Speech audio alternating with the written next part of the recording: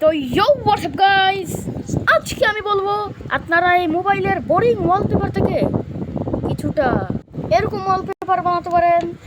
তাই আজকে আমি আপনাদের বলবো। তো সবচেয়ে প্রথমে রিমুভ করতে হবে, তারা আমি রিমুভ করছি। কিন্তু গাইস, এই ফোনের ওয়ালপেপার চেঞ্জ করার আগে তার আগে একটা লাইক আর একটা সাবস্ক্রাইব করে দিন। আমি জানি না গাইস, সাবস্ক্রাইবে জুতো মারুন, নিজের ল্যাপটপ মারুন, জানি না যাই মারুন, কিন্তু সাবস্ক্রাইবার বাটনে ক্লিক হওয়া চাই, তাহলে কিন্তু আর কোনো ভিডিও দেবো না। আমি 10 বছর ধরে একটা ভিডিও দেবো না, সাবস্ক্রাইব করতে হবে। আর আজকে দেখলাম আপনারা একটু চ্যানেলের আমার উন্নতি তো অনেক করেছেন গাইস। ওহো, 91 সাবস্ক্রাইবার। আচ্ছা, আপনার আমার চ্যানেলকে আপনারা ঠিকঠাকই গ্রো করে দিয়েছেন। তো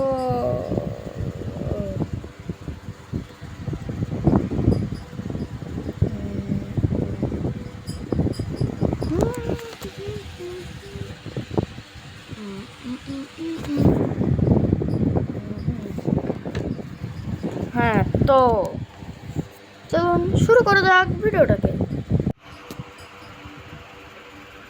হ্যালো গাইস, এই ভিডিওটা খুবই ছোট, তো আপনারা দেখাই।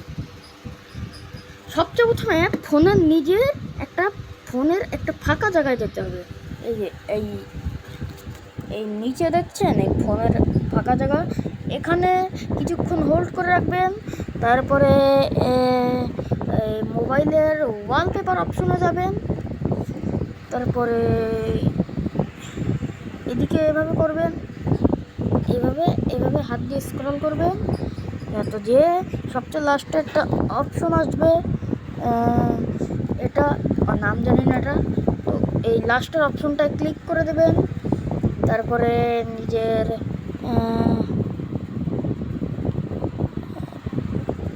পিকচার্সে ক্লিক করবেন। এখানে পিকচার্সের অপশনটায় ক্লিক করবেন, এটা সবার ফোনেই থাকে। পিকচার্সে ক্লিক করবেন, আপনাদের যে ছবি নেওয়ার ইচ্ছে ছবিতে ক্লিক করবেন। আমি আপাতত এটা দিচ্ছি, এটা থেকে যে ছবি আপনার নেওয়ার ইচ্ছে নিতে পারেন।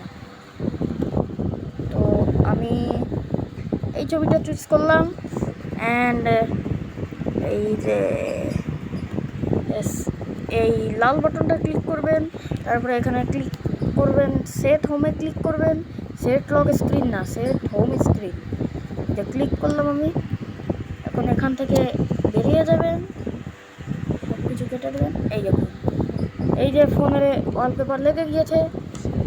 তো গাইস, ভিডিওটি ছিল আজকের জন্য এইটুকুই।